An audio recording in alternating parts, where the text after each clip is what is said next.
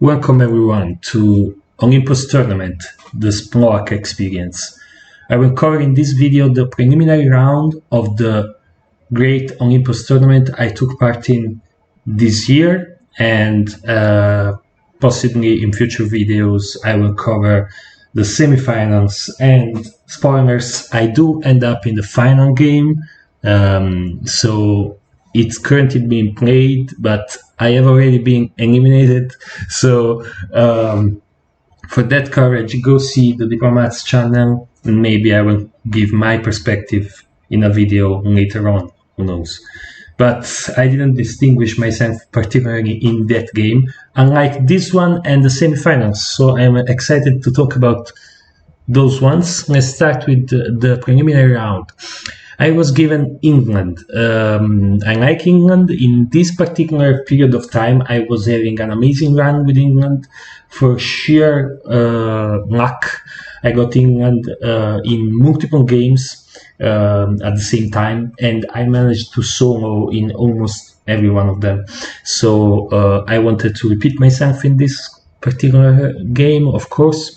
And in the preliminary rounds in the Olympus tournament, the rule is that the first place in a particular game, so whoever has the most centers, advances to the semifinals, while the other players have a scoring that they have to compare with each other to see who else qualifies.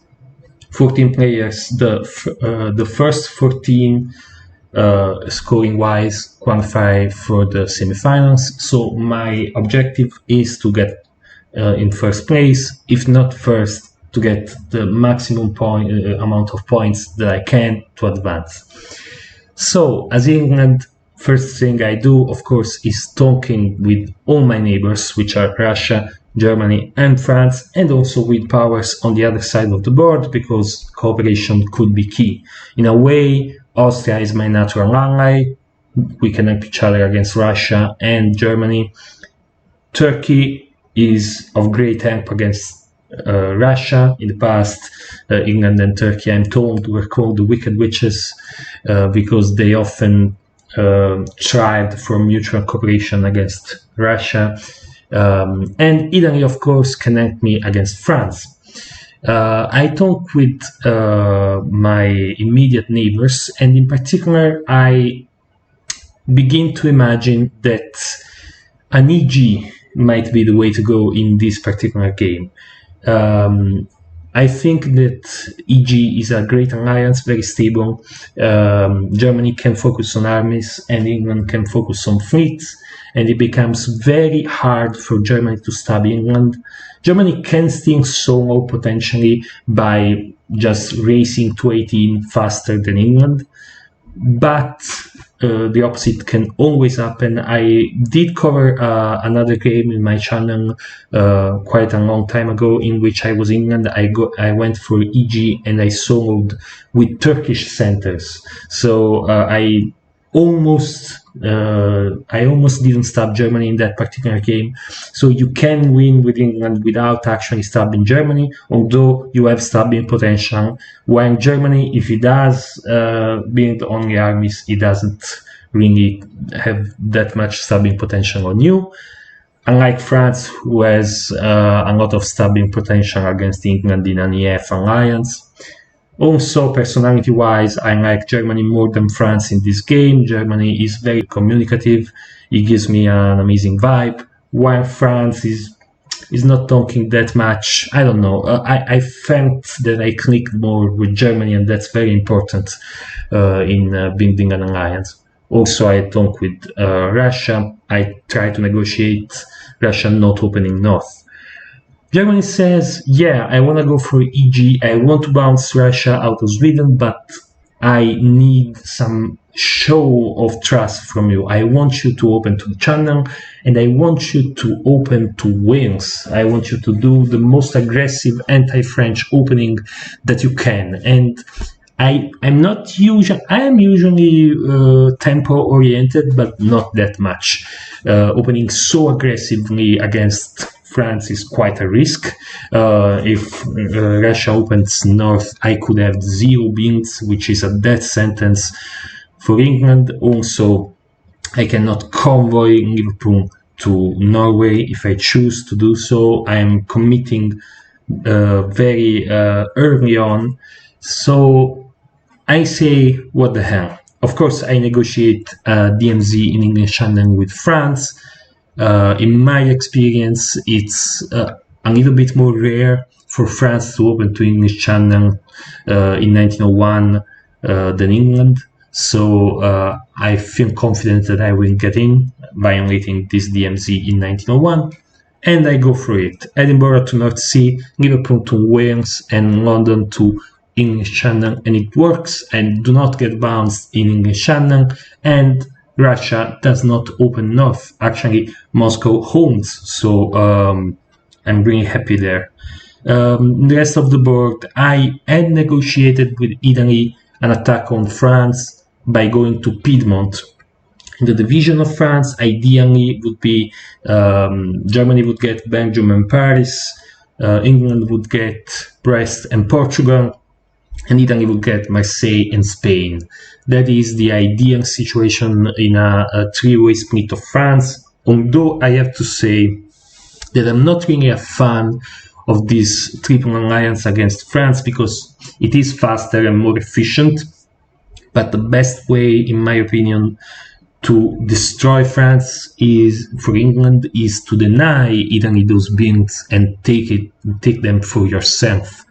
Although for now I will make use of Italy to distract France even more. At the same time, I actually want Spain and Marseille for me. I don't want Italy to have them. So I am telling Italy that in the future we will stop Germany and split France between ourselves. And I'm saying the same to Germany. Yeah, we will use Italy to destroy France, but then Spain and Marseille will be ours. Marseille to you and Spain to me. France actually self-bounces in Burr, which is not really an opening that I like from the French perspective. It gives me free reign into Belgium. At this point, since I have made this very aggressive anti-French opening, I have committed to an Anglo-German alliance, and Germany is very happy about that. He says that many English players are reluctant to open like this, and Germany will reciprocate my trust in them by bouncing Russia in Sweden, which is great for me. It makes Russia an enemy of Germany. It gives me say over St. Petersburg and Sweden. It's amazing. So at this point, I have to think where to convert. Edinburgh is obviously moving to Norway. That's my guaranteed bid. Of course, I could lose North Sea to Germany, but I highly doubt that Germany will prioritize North Sea over their Danish bid. And where to convoy Wales? Of course, I can guarantee a move to Wales. A move to Belgium from Wales, because nothing but my units border Belgium, which is amazing. And I will say that I do not think that Belgium is bad at all in 1901, unlike what Geomine thinks. But in any case, I could try for Brest or for Mid-Atlantic Ocean, because I suppose Mid-Atlantic Ocean is moving to Portugal or Spain. That would be amazing. That would give me momentum against France. On the other hand, I could always, at some point, turn around and stop Germany if I decide I don't want to go EG and I want to go EF. So I think the build is more important, and the army on the continent guaranteed is more important. So I decide for a convoy into Belgium and a move in Norway. And all goes according to plan. I get Belgium and Norway. Germany goes to Holland and takes Denmark, bouncing Russia into Sweden, and France takes Portugal.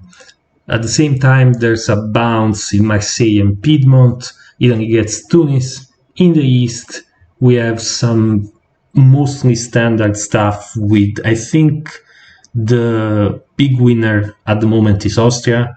They seem to have a Russian ally and a Turkish enemy, and also an Italian enemy probably, unless the bounce in Venice was coordinated. But I think the strongest power in the south is definitely Austria. The strongest power in the north is definitely me at the moment. But it's still from 1901. So let's go to Binz. In a Binz phase, I decide to continue with my anti-French attack. I build 2 fleets in Liverpool and London. At some point, I will have to start building the armies. Well, it's not really, I mean, if you want to solo with England, you have to be in the armies, but in a game in which the top is actually your goal, you could go only fleets with England. At the same time, I'm probably gonna build armies because my philosophy is if you can solo, you should try to solo. You should always try to go for the maximum goal that you can achieve in a game. So for now, I'm gonna build fleets, I'm gonna reach naval dominance in the north, and then when no one can actually oppose me in the seas, I will start conquering over and over. And I convinced Germany not to build fleets. They build 2 armies. I don't really like doing this as Germany, but it's something that I will ask for if I am England in an EG alliance. And this Germany is very, very constant in, you know, in being a good ally and trusting me. And I will be very trustworthy in this game for a very long time. Until I'm not gonna be, but that's another story. So I've been in Liverpool and London. France builds in Brest.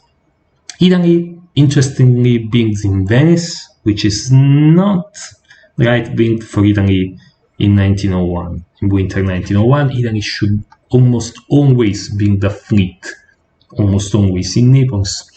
So Italy is showing some inexperience. At the same time, we will see that they will manage to claim some French territory and that they will enter into the dynamics of the Anglo-German alliance. It's actually, for the moment, an Anglo-German-Italian alliance against France. So let's see spring. In spring 1902, I repositioned my fleets into North Atlantic Ocean, Irish Sea, and English Sea and English Channel because I know that I cannot move to Mid-Atlantic Ocean successfully. At the same time, I moved Belgium to Picardy, trusting my German ally not to stab for Belgium, and I support Denmark to Sweden.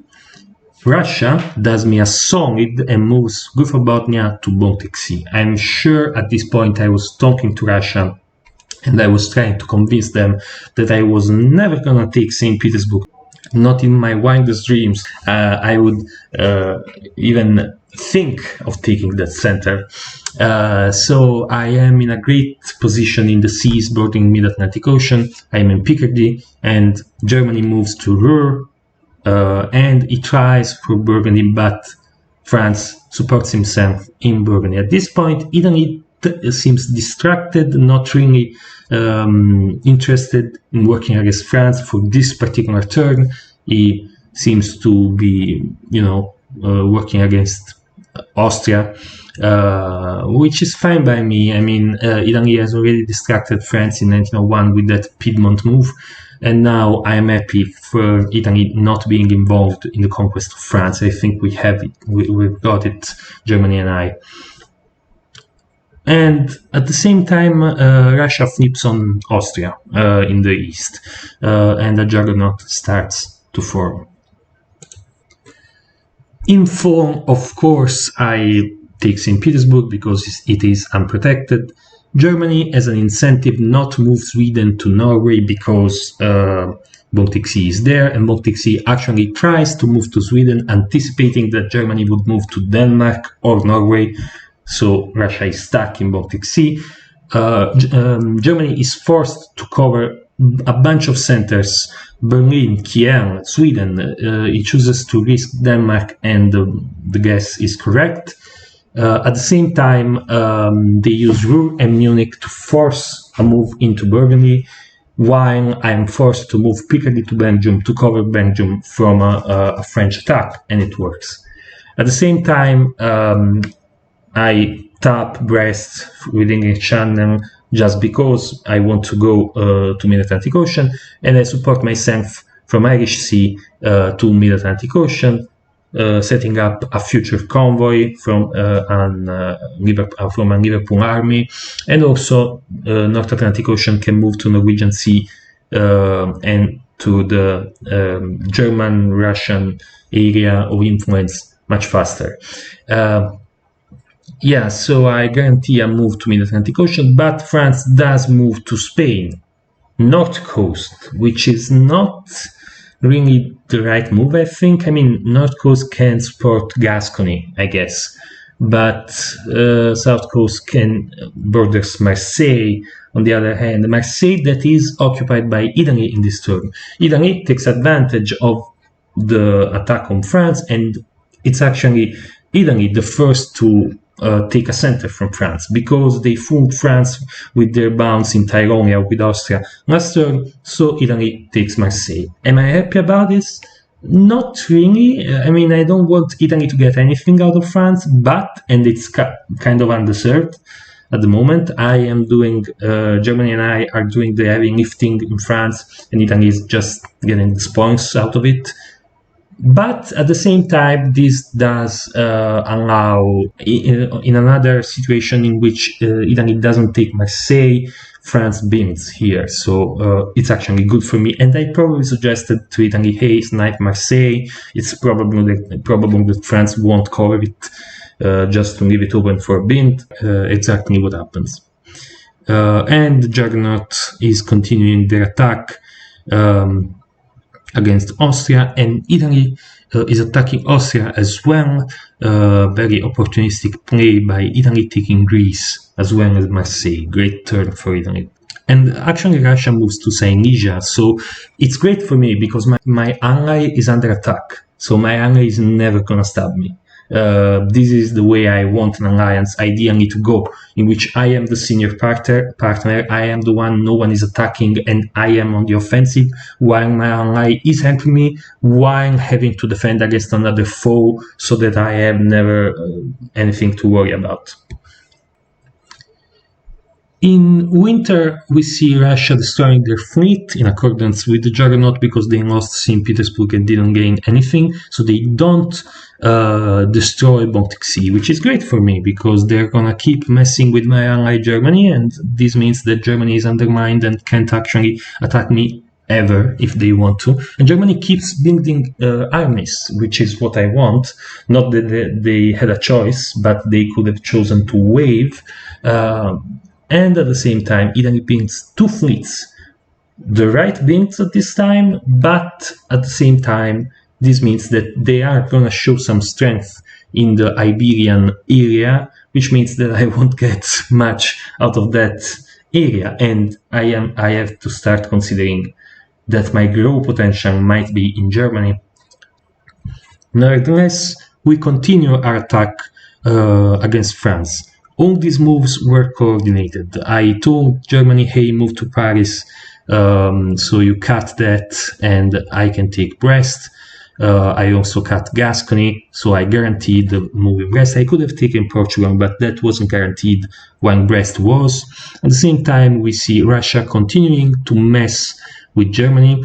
Italy is kind of moving west in a way. Turkey pushes to Serbia, and I retreat from St. Petersburg to Norway, which is a move that Germany could interpret as hostile. But what's St. Petersburg gonna do there anyway? I'm gonna redeploy it west, of course, and there's nothing to worry about for Germany, and there's nothing in Moscow or Livonia, so I don't need to have a unit in St. Petersburg. And at the same time, I convince Germany to move to Sweden to Denmark, and I tell them that if Russia guesses correctly and gets Sweden, my unit in Norway and the German unit in Denmark can dislodge the unit in Sweden anyway. And in fall 1903, we see that Germany also gets a French dot. with my help. I am rewarding my ally for all the help that they've given me, and the fact that BCG is going perfectly from my point of view. I have done everything Germany has asked for, and Germany has done everything that I asked for, so I support Germany in Paris, while tapping Gascony again so that I can guarantee it. Brest is protected, and actually my move from Mid-Atlantic Ocean to Gascony succeeds because France retreats into Spain and Portugal for defense. So I am in Gascony and Mid-Atlantic Ocean, and Italy is in Leon and Western Med, which is, I mean, they're gonna get Spain, but that's fine. So the plan of dividing France with me having Brest and Portugal, and Italy having Marseille and Spain, and Germany having Paris and Belgium seems to be in effect. At the same time, Russia is really messing with Germany at this point. They're attacking Berlin, they're attacking Silesia. Nothing is working. Of course, we bounce in Sweden, that's ranged, and Austria is fighting desperately against Turkey and Italy, with Russia really having a minor role at this point and really becoming an anti-German power. In winter, I built my first army in London, of course, because from there it can be convoyed anywhere, and France destroys Picardy. And we see a lot of black arrows in spring 1904. In spring 1904, let's start with the most western part. I move Gascony to Mid-Atlantic Ocean, and English Channel supports that move, and Mid-Atlantic Ocean moves to North Africa. Why? I know I'm not going to be able to have Spain, so I think moving to North Africa will mess with Italy enough that they will have to defend Tunis in some way, and that will give me an advantage in the Iberian area. At the same time, I say to Germany, hey, let's demilitarize Paris and Brest. I move to Gascony, you move to Burgundy. Let's try to take Marseille for ourselves. So the EG will go against Italy at this point. So I'm sticking with Germany. So what about my move in Sweden? Well, my move in Sweden is supported by Denmark, so it's clearly arranged, right? Yeah, it is. I mean, it takes a lot of trust from Germany to allow me to do this, but Germany has their hands full with Russia, and I say, hey, let me in Sweden, and I will vacate it in full, and we will destroy that pesky Russian fleet in Baltic Sea, and they accept, which is amazing, because the more an ally accepts my proposals, the more crazy the proposals can be. I don't know. So let's see what else happens this year. So we do just that. I move Norway to St. Petersburg. I keep my word. I get out of Sweden. And we force Baltic Sea to retreat. They retreat into Livonia, but now it will be very easy to destroy that fleet if we want to, and it's not bordering Kiel, Berlin, Denmark, and Sweden anymore. At the same time, I do get Spain thanks to my German friend who taps Marseille, and from North Africa I am able to cut support from Western Med. So, of course, I could have asked Italy for support into Portugal, but at this point it was clear from the press that Italy was not going to give it. So I chose the belligerent option, having my German friend on my side. And the plan was that in an EG, ideally, you go against Italy as England, while Germany goes against Russia and Austria after France is disposed of. And in winter 1904, I built my second army, which is, I mean, Germany should really be worried right now. Of course, I was checking in with Germany and saying, hey, can I build an army? Those armies are going to go in Russia. Those are not the armies, like the Star Wars reference. These are not the droids you're looking for. These are not the anti-German army you think they are. And in a certain way, it's true, but I am asking and forcing, by the fact that Kiel and Berlin are always occupying Germany, to only build armies, which can't really hurt me that much. But I am building a lot of armies at this point. So I not only have complete naval control over the north, but I can also convoy and stab Germany in their homeland when I want to, which is the ideal position in an EG for England. You can stick with your ally Germany, and this Germany is an ally worth sticking with, even if it's suboptimal sometimes. This ally will do anything for me, so why would I ever stab them if not for, winning the game? So yeah, I built in London with the intention of convoying to Norway and going in Russia. So let's see, a lot of moves, this is very confusing. I move English Channel to Mid-Atlantic Ocean, and France is still fighting, even though they're almost dead. And at the same time, I move Spain to Marseille with support from Gascony and Burgundy, and I get Marseille. Why? Shouldn't Marseille be German? Yes, but since Spain can be tapped, I say, hey, let me have Marseille, and then I will give it back to you. Kind of like Belgium, it's yours in the long run, but not right now. And Germany says yes. I get my unit in North Africa destroyed. I knew that was going to happen, and I didn't really care about it. That unit had served their purpose. And at the same time, there's a full-scale anti-Russian attack with a convoy to Norway. I convoy Kiev to Livonia, supporting that move with St. Petersburg. And Germany gets into Warsaw and moves to Bohemia and Prussia. This is great. Just great to see such amazing coordination. And Turkey stabs Italy, which is great for me because now Italy is going to be preoccupied with something else. And also Austria moves to Tyrolia, which would have guaranteed Venice for Austria if not for the fact that I just dislodged Marseille. So now Piedmont can theoretically protect with Rome Venice.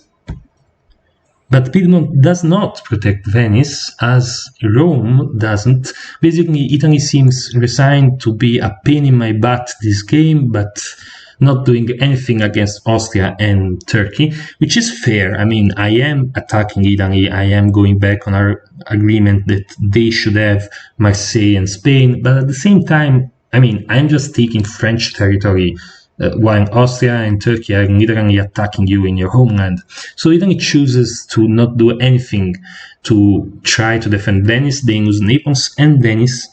They retain Marseille because I go back to Spain while having Burgundy moving to Marseille, supposing that Piedmont would help Rome retain Venice, but Piedmont chooses to bounce Burgundy and Marseille, so Germany doesn't get Marseille, which is fine by me, and I get bounced again in Mid-Atlantic Ocean, which is fine. Better getting bounced than France and Italy working together to support each other there.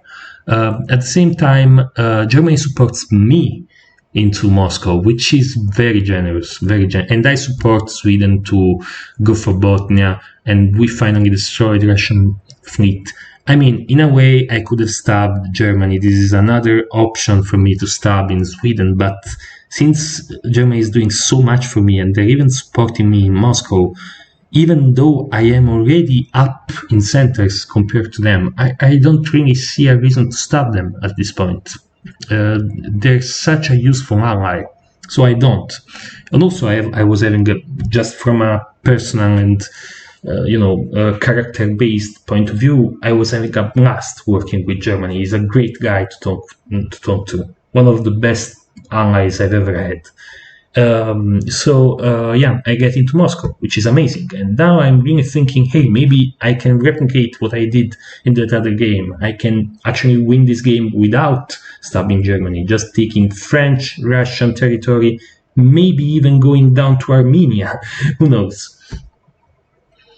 And in the building phase, Germany sticks to army and brings another army in Munich. The plan is for me to go down to Sevastopol, Armenia, Ankara, Smyrna. Yes, I am being serious. When Germany and it is possible. I have done it in the past. And Germany is going to go against Austria now that, and even Italy, even though Venice is Austrian at this point. And Italy chooses to continue to be a pain in my butt by destroying Piedmont and Rome instead of the fleets, which is fine, I guess. At this point, Italy is losing anyway, and Marseille is going to be lost, so it's fine. I'm finally gonna be able to do something to break this stalemate here. And Russia is almost dead at 2 centers as well. Poor Russia. This is very, the EG is, especially when it's this close of an EG, it can be really a problem for Russia. Really didn't have many chances in this game, considering how strong and united Germany and I were. There's only one thing worse than an EG for Russia, and it's EG plus 80, something that I know something about from the finance, but let's not talk about that. So, spring 1906, I keep going for the EG. I moved Norway to St. Petersburg. Moscow supports that. I even convinced Germany not to cover Sweden, which is amazing because I can stop Germany at any point, but Germany has no chance of stopping me. And by the way, I moved to Denmark, but that's arranged. Again, I say to Germany, hey, I need to, Baltic Sea is useless now here. Can I move through Denmark?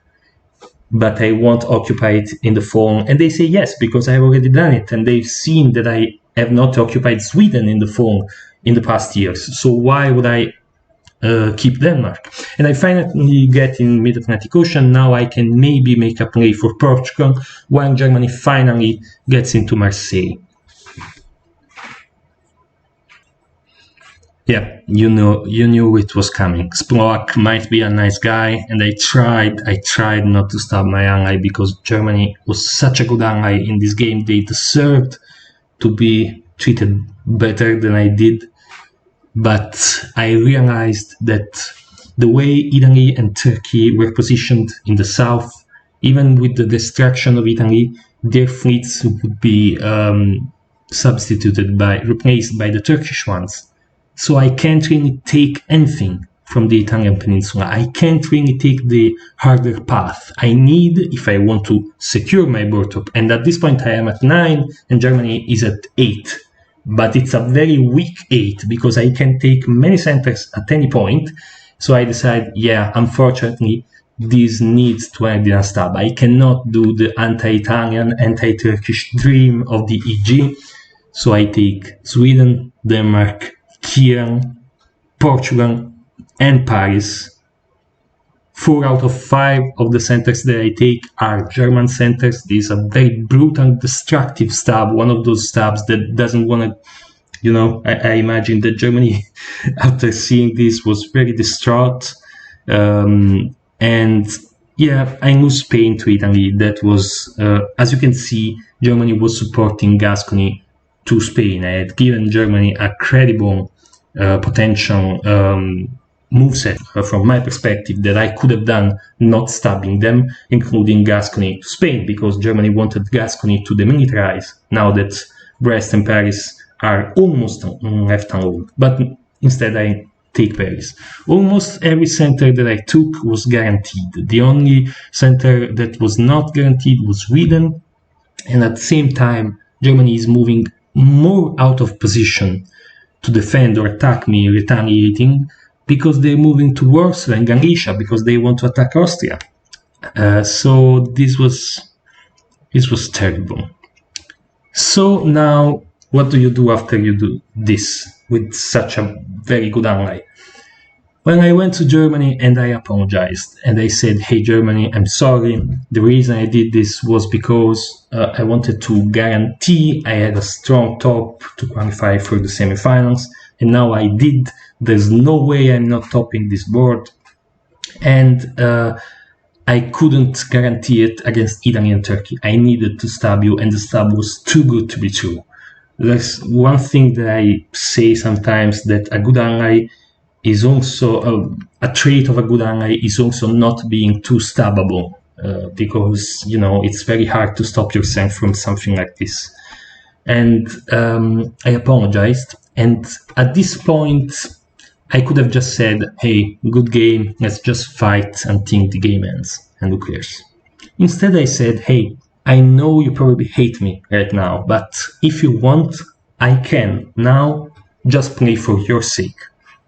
I will play to guarantee that you have second place. So it's kind of a reverse Janissary situation in which England, who is much, much stronger than Germany and has just stabbed brutally Germany, helps Germany gets second place against Turkey, who is the candidate to get second place in this game, and doesn't go for the solo. And Germany says, you know what? Okay, let's do this. I will forgive you. I understand why you did this. Help me get second place, and I don't care that you took my centers. Great. So we go ahead with that plan, and they destroy favorably to me. Because of that, they see that they cannot actually win against me, so they say, I'm gonna trust that you're gonna get me in second place and I can maybe qualify with a good scoring. So they destroy Baltic Sea, Prussia, and Silesia, the best units from my point of view to destroy. Italy destroys Tunis. So in the spring, Germany and I are still coordinating. I support them in Ukraine. I move away from most of their centers. I even leave Kiev open and they don't take it. I support Germany into Spain, guaranteeing the destruction of the Spanish-Italian fleet. And Turkey is rushing to the front line, trying to stop this madness from happening. I would be furious if I saw this as Turkey. But then I realize what maybe some of you viewers can now realize. Let's count. 1, 2, 3, 4, 5. I'm at 13. The only center that is a German center that I do not border is Munich. And I know the moves that they're gonna do in full because I am coordinating with them and they're doing everything that I do. And I am already topping this board. I will qualify for the semifinals. But now I have to think about the spirit of the game. The spirit of the game is not, I don't think, and this is, I don't know, this is very metaphysical. But in my opinion, you should always strive to get the best result in every single game you can, independently from the tournament structure and other goals that don't, that aren't pertinent to the game at hand. And I think going for a solo was important at this point. Also, I think there already had been a solo in another preliminary game, so I wouldn't want to be, lesser than the player. So, yeah. I betrayed Germany by taking Warsaw, Berlin, Holland, Spain, and Marseille. Marseille was not guaranteed because even with German support, Italy could have bounced me because I am cutting that support in Spain by taking Spain. But I know that Italy is not bouncing me. Italy actually offers me Marseille because they're tired. They know that they're being eliminated and they think Germany is being unreasonable. And by the way, I had a really difficult time dealing with Italy in this game. They were very difficult to deal with, but they probably saw how dangerous I was. So the game ends in 1907 with an English solo with 18 centers, all the north plus Warsaw and Moscow minus Munich. This was a very interesting conundrum, the one in which I found myself in, with the whole I can win even without soloing, but when you have a solo opportunity, should you take it even though you don't need it? I think so. I think so because I will remember this game as a as a game in and of itself, and not only as a preliminary game. So yeah, I probably broke Germany's heart, the Queen of Spades, but we had a talk. He was very angry after the game. I apologized on Backstabber after the game had ended, and I said at least it was painless. But after that, we talked a bit, and I think he understood. I don't know if he agrees with my point of view, but he understands it. So yeah, this was the preliminary game of the Olympus tournament. I will be back, I think, for the semi-final after action report. And yeah, see you soon.